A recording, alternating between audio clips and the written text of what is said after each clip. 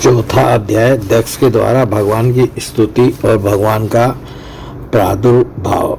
राजा परीक्षित ने पूछा, भगवान आपने संक्षेप से तीसरे स्कंद में इस बात का वर्णन किया कि स्वयंभू मनवंतर में देवता, असुर, मनुष्य, सर्प और पशु पक्षी आदि की सृष्टि कैसे हुई। अब मैं उसी का विस्तार जानना चाहता हूँ। प्रकृति आदि कारणों के भी परम कारण भगवान अपनी जिस शक्ति से जिस प्रकार उसके बाद की सृष्टि करते हैं उसे जानने की भी मेरी इच्छा है। सूत जी कहते हैं, शौनकादि ऋषियों परम योगी व्यासनंदन श्री सुखदेव जी ने राजर्षि परीक्षित का यह सुंदर प्रश्न सुनकर उनका अभिनंदन किया और इस प्रकार कहा। श्री सुखदेव जी ने कहा, राजा प्राचीन भई के 10 लड़के जिनका नाम प्रचेता था, जब समुद्र से बाहर निकले तब उन्होंने देखा कि हमारे पिता के निवृत्ति प्राण हो जाने से सारी पृथ्वी पेड़ों से घिर गई है। उन्हें वृक्षों पर बड़ा क्रोध आया। उनके तपोबल ने तो मानो क्रोध की आग में आहुति ही डाल दी। बस उन्होंने वृक्षों को जला डालने के लिए अपने मुख से वायु और अग्नि की सृष्टि की। परीक्षित, जब प्रचेताओं की छोड़ी हुई अग्नि और वायु उन वृक्षों को जलाने लगी, तब वृक्षों के राजाधिराज चंद्रमा ने उनका क्रोध शांत करते हुए इस प्रकार कहा, महाभाग्यवान प्रचेताओं, ये वृक्ष बड़े दीन हैं। आप लोग इनसे द्रोह मत कीजिए, क्योंकि आप तो प्रजा की अभिवृद्धि करना चाहते हैं और सभी जानते हैं कि आप प्रजापति हैं। महात्मा प्रचेताओं, प्रजापतियों के अधिपति अविनाशी भगवान श्री हरि ने संपूर्ण वनस्पतियों और औषधियों को प्रजा के हितार्थ उनके खान पान के लिए बनाया है। संसार में पांखों से उड़ने वाले चर प्राणियों के भोजन फल पुष्प आदि अक्षर पदार्थ हैं। पैर से चलने वालों के घास तृणादि बिना पैर वाले पदार्थ भोजन है। हाथ वालों के वृक्ष लता आदि बिना हाथ वाले, और 2 पैर वाले मनुष्य आदि के लिए धान गेहूं आदि अन्न भोजन है।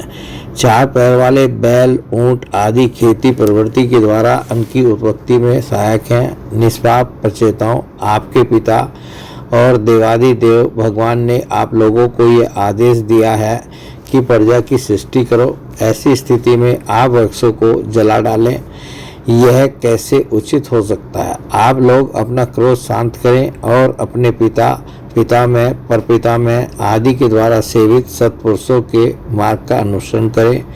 जैसे माँ बाप बालकों की, पलके नेत्रों की, पति पत्नी की, गृहस्थ भिक्षुकों की और ज्ञानी अज्ञानियों की रक्षा करते हैं और उनका हित चाहते हैं, वैसे ही प्रजा की रक्षा और हित का उत्तरदायी राजा होता है। प्रचेताओं, समस्त प्राणियों के हृदय में सर्वशक्तिमान भगवान आत्मा के रूप में विराजमान है, इसलिए आप लोग सभी को भगवान का निवास स्थान समझें।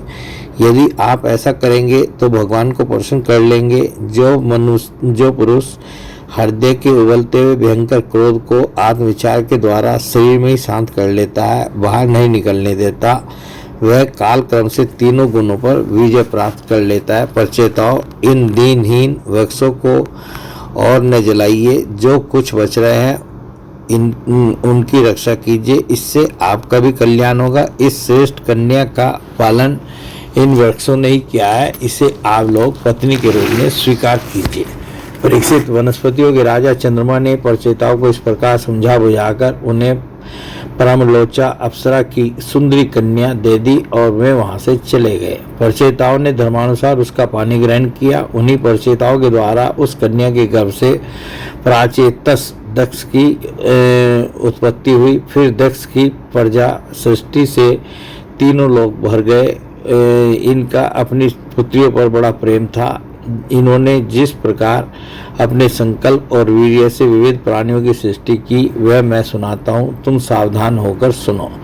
परीक्षित, पहले दक्ष प्रजापति दक्ष ने जल थल और आकाश में रहने वाले देवता असुर एवं मनुष्य आदि प्रजा की सृष्टि की। अपने संकल्प से ही की। जब उन्होंने देखा कि वह सृष्टि बढ़ नहीं रही है, तब उन्होंने विंध्याचल के निकटवर्ती पर्वतों पर जाकर बड़ी घोर तपस्या की। वहाँ एक अत्यंत श्रेष्ठ तीर्थ है, उसका नाम है अघमर्षण। वह सारे पापों को धो बहाता है। प्रजापति दक्ष उस तीर्थ में त्रिकाल स्नान करते और तपस्या के द्वारा भगवान की आराधना करते। प्रजापति दक्ष ने इंद्रियातीत भगवान की हंसगुह्य नामक स्तोत्र से स्तुति की थी।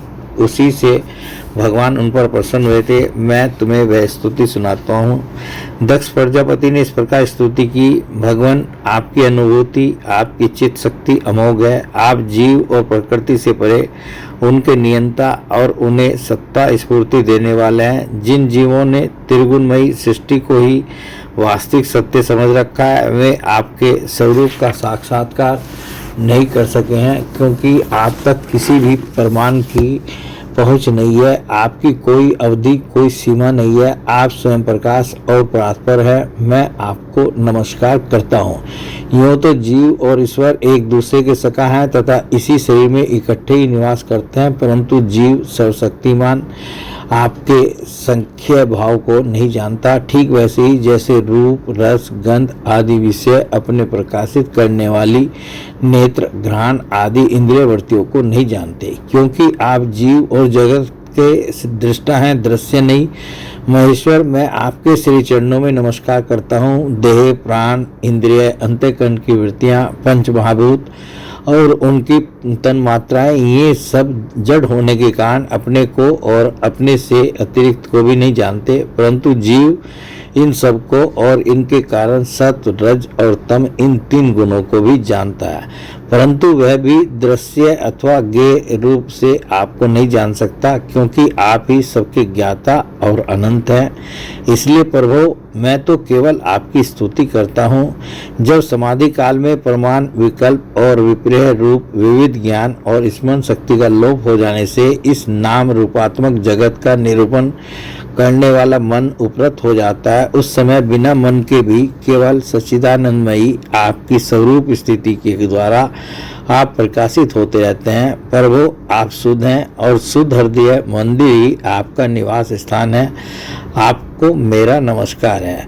जैसे याज्ञिक लोग काष्ठ में छिपे हुए अग्नि को सामीधेनी नाम के 15 मंत्रों के द्वारा प्रकट करते हैं, वैसे ही ज्ञानी पुरुष अपनी 27 शक्तियों के भीतर गूढ़ भाव से छिपे हुए आपको अपनी शुद्ध बुद्धि के द्वारा हृदय में ही ढूंढ निकालते हैं।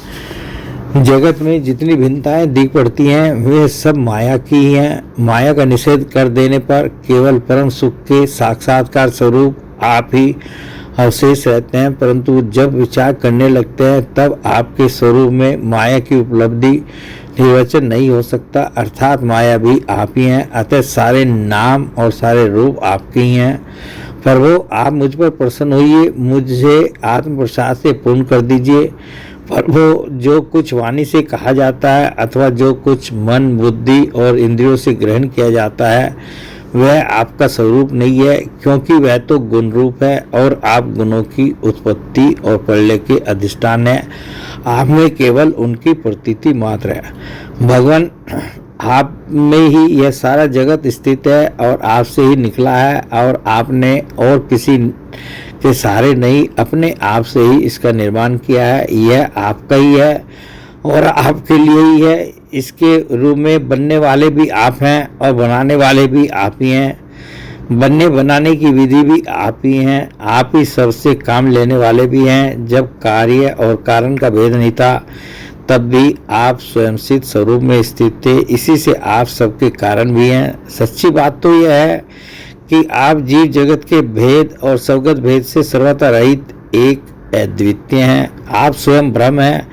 आप मुझ पर प्रसन्न हो। प्रभु, आपकी ही शक्तियाँ वादी प्रतिवादियों के विवाद और संवाद अर्थात एक मत्य का विषय होती हैं और उन्हें बार बार मोह में डाल दिया करती हैं। आप अनंत, अपराकृत, कल्याण गुण गणों से युक्त एवं स्वयं अनंत हैं। मैं आपको नमस्कार करता हूँ। भगवान, उपासक लोग कहते हैं कि हमारे प्रभु हस्त पादादि से युक्त साकार विग्रह हैं, और सांख्यवादी कहते हैं कि भगवान हस्त पादादि विग्रह से रहित निराकार है। यद्यपि इस प्रकार वे एक ही वस्तु के दो परस्पर विरोधी धर्मों का वर्णन करते हैं, परंतु फिर भी उसमें विरोध नहीं है, क्योंकि दोनों एक ही परम वस्तु में स्थित हैं।